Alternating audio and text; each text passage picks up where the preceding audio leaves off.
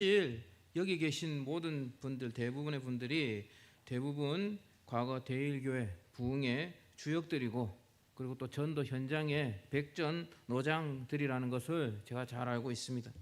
여러분들 앞에서 전도의 기본 원리라는 이런 주제로 설교하는 것이 부끄럽긴 하지만, 그래도 하나님의 말씀은 곱씹는 것이고 사람의 말로 듣지 않아야 하는 것이고, 그리고 그 안에 나를 새롭게 하는 은혜가 흘러나오는 것입니다.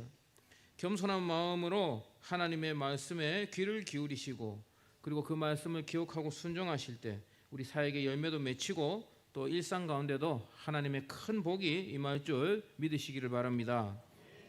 오늘 본문의 내용을 요약해서 설명을 하도록 하겠습니다. 예수님과 제자들이 함께 식사를 하던 중에 한 사람이 하나님 나라에서 떡을 먹는 자는 복되도다 라고 했습니다. 주님께서 그 말을 들으시곤 말씀합니다. 어떤 사람이 큰 잔치를 준비하여 종들을 시켜서 손님을 청했습니다. 그런데 초대받은 한 사람은 나는 밭을 샀으니 밭에 나가봐야 합니다. 잔치에 가지 못합니다. 양해해 주세요 라고 거절을 했습니다. 그리고 또 한 사람은 잔치에 초대를 받았는데 나는 소를 5겨리를 샀으니 그 소들이 일을 잘하는지 잘못하는지 시험을 해봐야 합니다. 청컨대 양해해 주세요 라고 또 신사적으로 잔치의 초대를 거절했다는 것입니다. 그리고 또 한 사람은 나는 장가를 들었으니 가지 못하겠노라 그렇게 말했습니다. 이 사람은 부인을 얼마나 사랑하는지 양해해 주시오라는 말도 하지 않고 있습니다. 종이 돌아와서 그대로 주인에게 보고를 했습니다. 주인님, 한 사람은요 밭을 사서 못 온답니다. 한 사람은요 소를 사서 못 온답니다. 한 사람은요 장가 들었는데 못 온답니다. 그렇게 보고를 했습니다. 집 주인이 화를 내면서 말을 합니다. 시내와 거리와 골목으로 가서 가난한 자들, 몸 불편한 자들, 맹인들과 다리 저는 자들 다 데려오라고 이 주인이 닥달을 했습니다. 종들이 이르되 주인이여, 주인께서 말씀하신 대로 다 데려왔습니다만 아직도 자리가 부족합니다. 아직도 자리가 남아 있습니다 라고 보고를 했더니 주인이 말하기를 길과 산 울타리까지 나아가서 강권하여 내 집을 채우라. 아무나 데려와서 억지로라도 데려와서 내 집의 잔치 자리에 앉혀 놓아라고 말을 했다는 것입니다. 주님께서 이 비유를 말씀하시고는 24절에서 말씀하십니다. 전에 청하였던 그 사람들은 하나도 내 잔치를 맛보지 못하였다라고 말씀하시면서 오늘 본문이 끝나고 있습니다. 주님께서 말씀해 주신 이 비유 안에서 우리는 효율적인 전도의 기본 원리를 묵상할 수 있습니다. 그것을 오늘 저와 여러분들이 나누어 보기를 원합니다. 효율적인 전도의 기본 원리, 첫 번째는 전도자는 주인의 마음과 합해야 합니다. 한번 따라해 볼까요? 전도자는 주인의 마음과 합해야 합니다. 한 번 더 해봅시다. 전도자는 주인의 마음과 합해야 합니다. 아멘. 주인의 마음과 합해야 한다. 제가 이해를 좀 돕기 위해서 편의상 오늘날은 종과 주인이 없지 않습니까? 그래서 편의상 사장님과 직원을 관계로, 사장님과 직원의 관계를 종과 주인으로 좀 비유해서 설명을 해드리겠습니다. 혹시나 싶어서 하는 말씀인데 고용노동부에 신고는 하지 말아주시기를 부탁드리겠습니다. 예. 여기 계신 우리 장로님들이나 그 외 성도님들 중에는 업체를 운영하면서 직원을 두고 일하시는 분들이 계시는 줄로 압니다. 한번 제가 물어보겠습니다. 마음속으로 대답해 주시면 되겠습니다. 사장님이 직원에게 일을 시킬 때요, 느긋하게 시키는 일이 있고, 그리고 아주 급하거나 중요하게 시키는 일들이 있습니다. 그렇지 않습니까? 그런데 여러분, 사장님과 마음이 합한 직원은 어떤 직원입니까? 사장님이 일을 시킬 때 이 일이 급한 일인지 안 급한 일인지 이것을 파악을 잘해야 됩니다. 그래서 사장님이 시키는 이 일이 급한 일이다고 싶으면은 직원의 태도가 어떻게 해야 됩니까? 이 직원도 급해져야 하는 것입니다. 최소한 급한 신용이라도 해야 하는 거 아니겠습니까? 사장님이 다른 일보다 중요하게 생각하는 일이라면은 직원도 그 일을 처리할 때 다른 일보다 더 집중해서 더 급하게 더 잘 처리하려고 노력을 해야 하겠죠. 그 직원이야말로 사장님과 마음이 합한 직원이다 라고 말을 할 수가 있습니다. 사장님은 급한데 사장님은 아주 중요하게 그 일을 시키는데 직원이 그냥 느긋하게 그 일을 처리한다고 하면 그 직원은 사장님과 마음이 합한 직원이다 라고 할 수가 없다는 것이죠. 반대로 사장님은 크게 중요하거나 급하게 생각하지 않는 일인데 직원이 오히려 그 일을 다른 급한 일이 있음에도 불구하고 우선으로 그 일을 처리하려고 하고 조급하게 다른 중요한 일 놔두고 별로 중요하지 않는 일을 먼저 막 하려고 하고 그렇게 한다면은요 그 직원도 사장님의 마음과 합한 직원이다라고 할 수가 없는 것입니다. 부끄러운 과거이지만 제가 30대 초반 때 신학대학원을 졸업하고 어떤 교회에서 강도사를 시작을 했을 때요. 제가 유년부와 초등학교 1학년에서 3학년 유년부와 그리고 청년 대학부를 맡아서 사역했던 적이 있습니다. 담임 목사님은 저에게 주문하시기를 유년부는 설교만 집중하고 교사들이 많으니까 그리고 대학부 사역에 역량을 쏟아주기를 그렇게 요구하셨습니다. 그 당시 유년부가 한 90명 정도 출석했고 대학부는 한 20명 정도 그렇게 출석을 했었는데 담임 목사님은 유년부는 교사들이 많이 있으니까 아무래도 교역자가 대학부에 좀 더 역량을 쏟아주기를 바라셨던 것이죠. 그런데 그 당시 제 마음은 유년부에 더 가 있었습니다. 그래서 토요일에 유년부 제자반도 만들고 유년부 교사들하고 전도도 나가고 그렇게 열심히 했는데 담임 목사님께 보고를 하면은 목사님께서 하지 말라고는 절대 안 하시죠. 그러나 뭔가 좀 아쉬운 듯한 그런 느낌을 보였습니다. 그 당시에 저는 이해를 하지 못했습니다.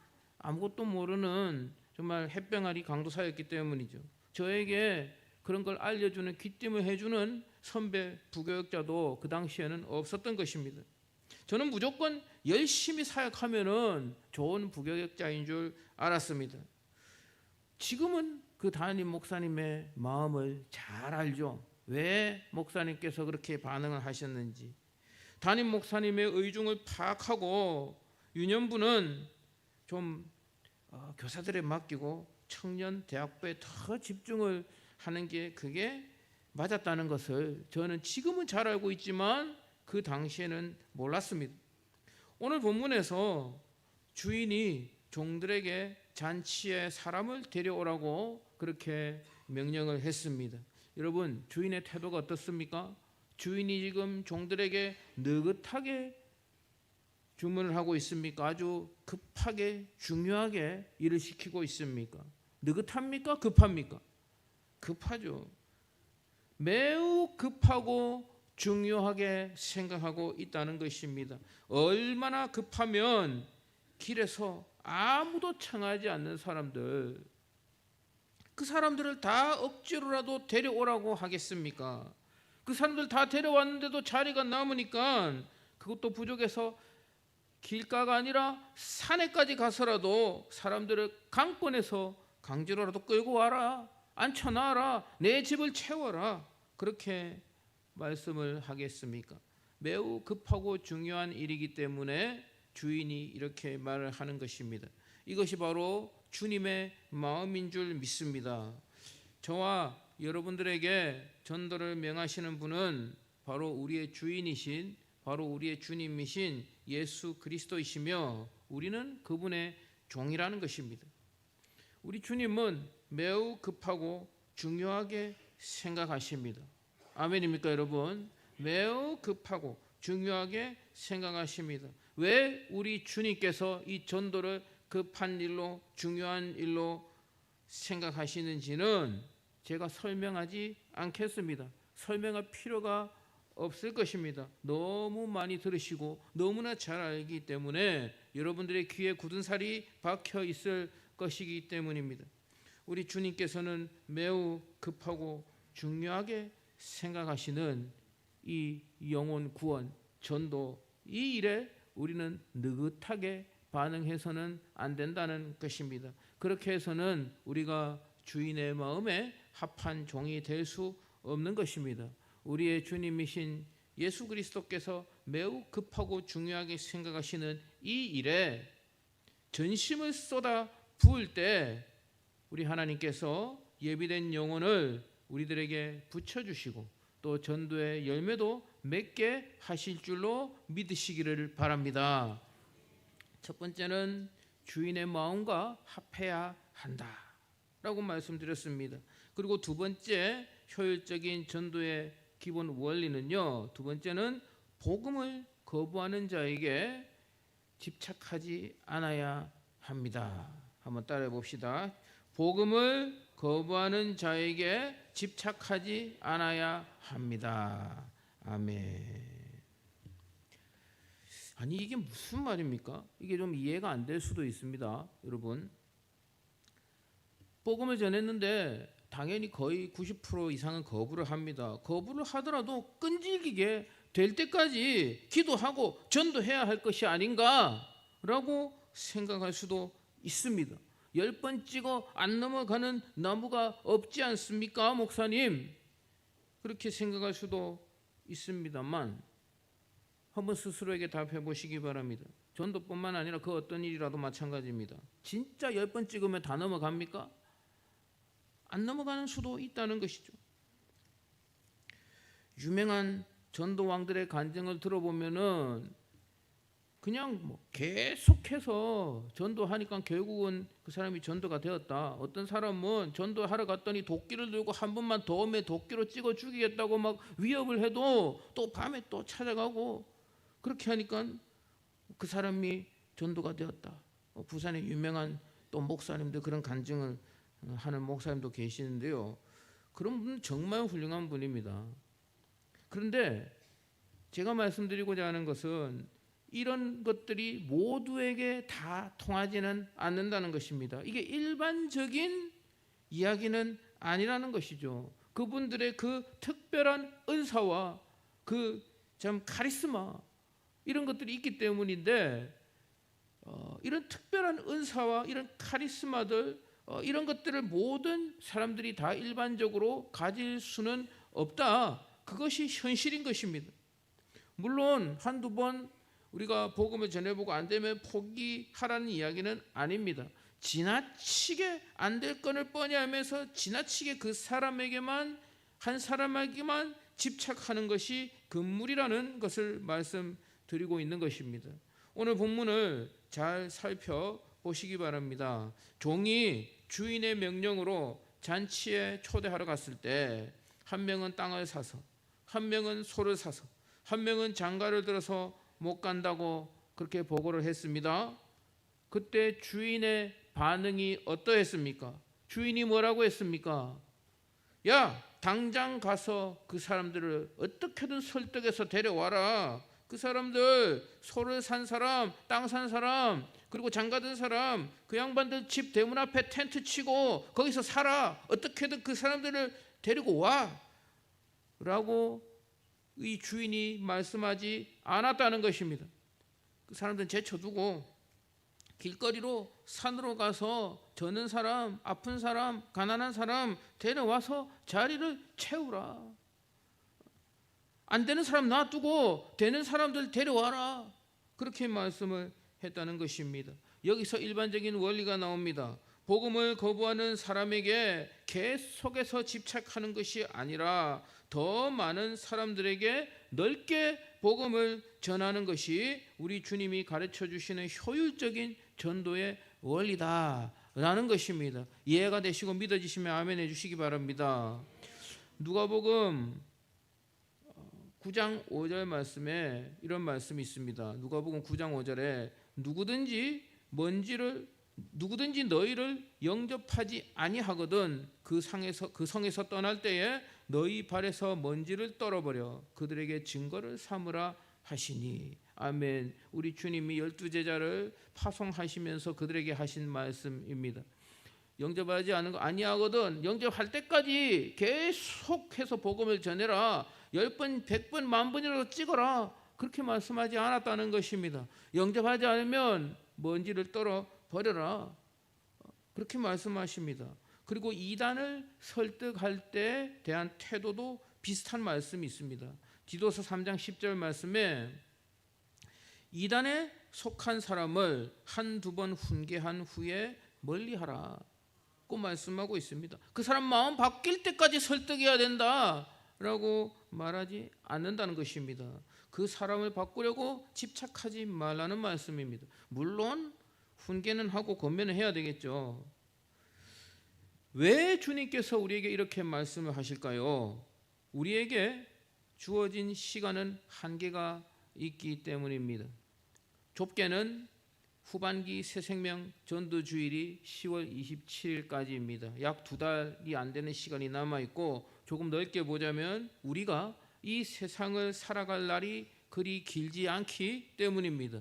우리가 이 정상적인 건강을 가지고 다른 사람들에게 복음을 전할 수 있는 그 날수가 그리 길지 않기 때문입니다.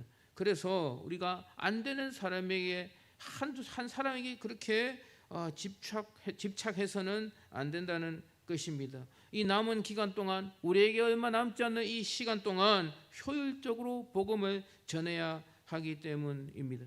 여러분, 이 원리는 꼭 전도뿐만이 아니라 여러 분야에 적용이 됩니다. 제가 이해를 돕기 위해 몇 가지 설명을 드리자면요, 학교 공부를 할 때도 공부를 잘 못하는 친구들은 특징이 있습니다. 아예 공부를 포기한 사람들을 빼고 공부를 나름대로 하는 것 같은데 책상에 엉덩이를 붙이고 사는데 공부를 잘 못하는 친구들은 특징이 있다는 것입니다. 어떤 특징이 있습니까? 안 되는 것을 붙잡고 늘어진다는 것이죠. 안 되는 걸 붙잡고 늘어지다가 하루 해가지고 새벽별을 보면서 독서실 본고를 타고 가면서 오늘도 공부를 참 많이 했다 라고 그 근거 없는 뿌듯한 자신감에 빠지고 나는데 성적은 오르지 않는다는 것이죠. 그러나 여러분, 공부를 잘하는 사람들은 공부를 하다가 막히는 것은 넘어가고 되는 걸 한다는 것입니다. 안 되는, 잘 모르게 도저히 이해가 안 되는 그 진도는 넘어가는 것입니다.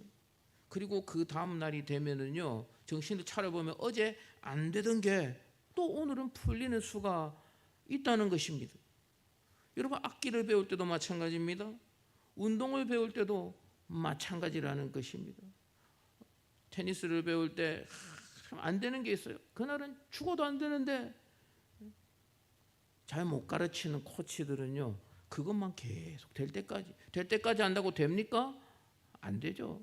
그러나 안 되는 거는 넘어가고 되는 거를 가르치는 코치가 훌륭한 코치입니다. 그리고 그 다음 날 또 안 되는 걸 해보면 또 되는 수가 있다는 것입니다.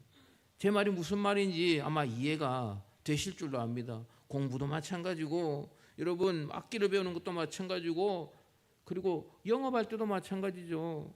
안 되는 사람들 잡고 늘어질 필요가 없습니다. 마음 다친 사람들, 마음이 닫혀 있는 사람들 붙잡고 있어봐야 안 되는 것이죠. 그러나 시간이 지나면 또 필요가 생길 수 있습니다. 그래서 그 사람이 고객으로 만들 수도 있는 것입니다. 이런 원리가 전도에도 일반적으로 적용이 된다는 것입니다. 또한 무엇보다 중요한 것은 누가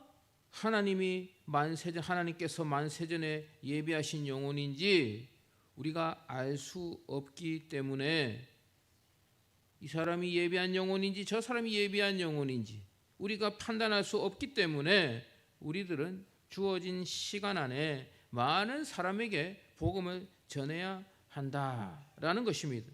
이것이 효율적인 전도의 두 번째 원리입니다. 그리고 마지막 세 번째는요, 내 머리로 계산하지 말아야 합니다. 같이 한번 읽어보겠습니다. 내 머리로 계산하지 말아야 합니다. 아멘.